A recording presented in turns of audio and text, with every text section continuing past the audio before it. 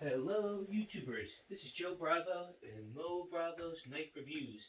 Today I have two fantastic specimens from OZ Machine Company in Indiana, USA. Now, these two beautiful beauties here are the Roosevelt, or the Rossi, or the Rosie, or however you want to say it.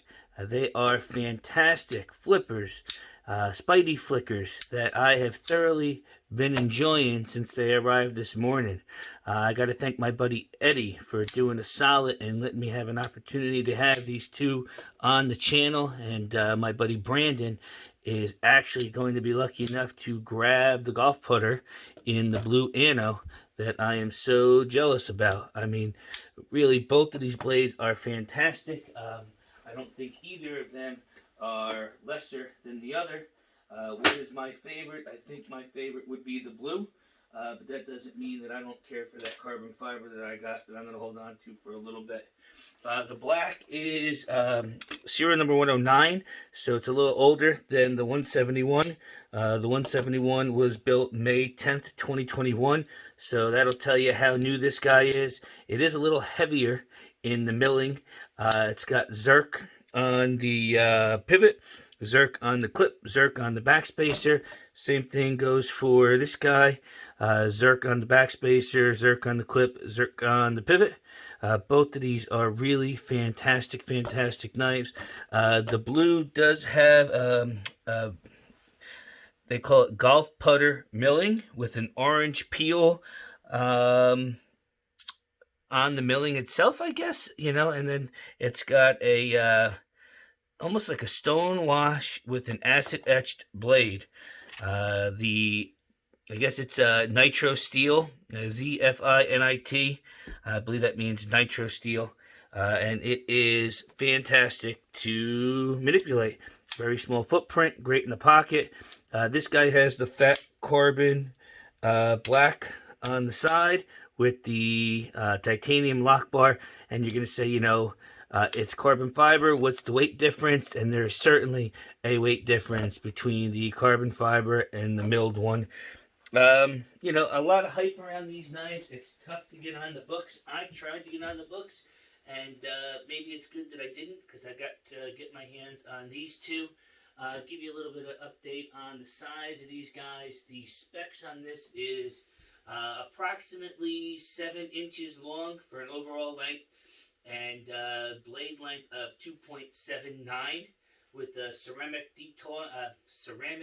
detent ball, and there's really no clicking as the detent ball interfaces with the blade.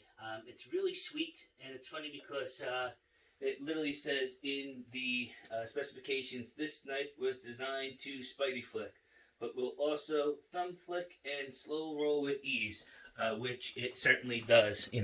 My fat fingers love to be on the lock bar, and as you can see, with ease, maybe somebody else that could fit their thumb in there.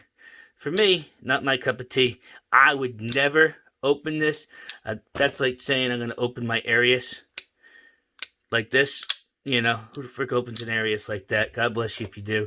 This is what you do with this knife. Now, I got this knife because I really wanted to compare it to one of my favorites right now, the BBM V2 by Robert Carter and NCC. This knife really revolutionized my opinion of Spidey flicking, and I can't go without saying that maybe the original knife was the whippersnapper that my buddy Jason gave me a good deal on way back in the day, and actually had to teach me how to Spidey flick. So some of the caveats: the whippersnapper I always thought was too small. The blade was too small to really be usable. This Roosevelt is very similar in size, but look at how much belly you get. Look how much edge. You could actually do something with this knife if it was in your pocket, which is, something that remains to be said with the whippersnapper. I mean, this is a great knife. I put skiffs in it. It is flying open. I wish that it dropped shut a little bit more, but one little shake after the skiffs were installed, once you get past that detent ramp, and it just closes, no issue. The BBM It is stupid. It is really spoiling me. I want every knife to have that fuller. That fuller is so useful. I don't have to get my hands all the way up into that spider hole to flick it. And what's really interesting about the Roosevelt is, you see how low I can get my hand on this to flick it? It's great, if you look at the Unto that I have, I'm sorry, the Yeti, this is a little different than the Unto, but the Yeti, I really got to get my finger all the way up in here. I guess what I'm saying is I can't lazy flick it. I can lazy flick the Unto because there's a little bit more available blade, and it's the way that grind is, it allows you to spidey flick it. This one, if I'm not all the way up into that hole, I'm going to miss flick, I'm going to miss deploy, and I'm going to be upset.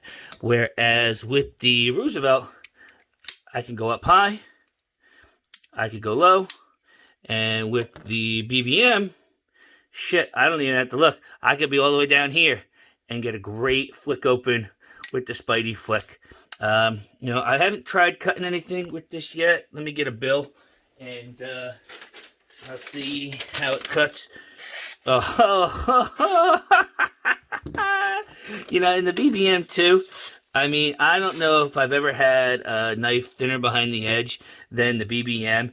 I was thoroughly surprised. Now, I bet you my buddy Eddie put that blade on.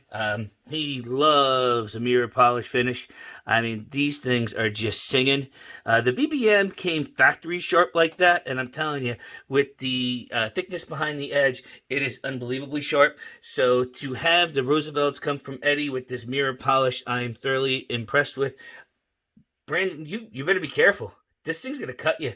So just be wary. I warned you. How does it stand up between the others? This is a $900 knife. This is a $900 knife. This is maybe an $1,100 knife if you get them from Nick Carter and NCC. On the secondary, this is a $1,000 knife. This is a $1,600 knife. This is an $1,800 knife. So it's hysterical how knives table versus knives secondary are really affecting these three models of knives. And comparatively, they both cut. They both have fantastic edges. They both spidey flick. It's more about what fits your hand, what appeals more to you, and is it worth the amount of money extra to make the decision to spend that much on the secondary. Now, after getting into the reverse spidey flicking, I want to get my hands on a Nirvana, a Peter Rossetti Nirvana, and see, that's one of the top spidey flicks that are out there. How does that compare to the Roosevelt? How does it compare to the BBM? I was really glad to get my hands on the Simeon. I'm going to contact Jamie because I definitely want to get one made, a custom one. He made a micarta one the other day that was out of control. He made a carbon fiber one that was out of control. And I think I'm going to go with the Unto versus the Yeti because I like to lazy flick that bitch. And lazy flicking the belly of that knife is fantastic. I was pretty sure I had that stupid knife floating around here. I don't know where it went to, but once I get my hands on it, is it over here? Yeah, here. I just want to show you real quick. So I'm gonna flick this knife right here. That's where I'm gonna do it. I don't even have to get into that hole. There's no fuller. This little swedge in here, in between that knife edge and the spine. It's hysterical. It really is. So I'm going to get Jamie to commission one of these. I think I'm really going to like it. And then it would be really interesting to see how the Roosevelt, the BBM, and the custom Unto compare. Ooh, careful. That might have cut me. I don't think it did, but if it did, I'll get a Band-Aid. Yeah, did it get me? Yeah, we'll see in a little bit. But yeah, this is really, really enjoyable. I really like the Simeon. I'm really enjoying the Roosevelts. I really got to take care of cutting myself consistently because I get so excited that I don't even pay attention anymore. To conclude, the Roosevelt is a quality knife. Is it worth the $1,600? That's a decision you're going to have to make. You're talking about Spectre money. You're talking about Nirvana money. You're talking about even Rask money right now on the secondary. Is it worth it to you? That's up to you. You can even go full custom custom knives at $1,600 and get a real quality knife. Here, you are getting quality material. You're getting carbon fiber. You're getting Zerk. You're getting, Zerk on the pivot, Zerk on the backspacer, Zerk on the clip. But it really depends on if the knife speaks to you, the color speak to you, and if that flicking motion. I didn't know once I had it in hand if it was going to stay around or not. After playing with it, I really do think I'm going to give it a chance. You're going to see it again, and might just be on the next keeper video that I hope everybody watched, commented, liked, and had a good time looking at some of my keepers that have been on the channel, but as a total collection so that everybody could see what knives are really speaking to me. Also, yesterday I did drop the latest EDC, Northeast EDC podcast, me and Ryan. If you haven't had a chance to check it, listen to that, please do. Leave a comment, put a like on there, let us know what's in your pocket. It's really important to know where you're coming from. We're really excited to speak to the knife community. We've had great feedback, and we're looking forward to episode number 4. If you are going to blade, please contact us. We'd like to get you on the channel and have a conversation, see what it is you're excited about, see what it is you're going to run to first, and really compare that to other people that are going to blade, and really get a perspective of who are the top people that people are going to go to see and blade. And then 2 weeks from now, you guys can all come back and say, did it meet your expectations or did it not? So again, I gotta go. You guys have a lovely day. Like, comment, subscribe, and let me know what you think about the Roosevelt, if it's worth the secondary, and if you're going to run to get a chance on his book spot next go around. Thank you. Have a great day.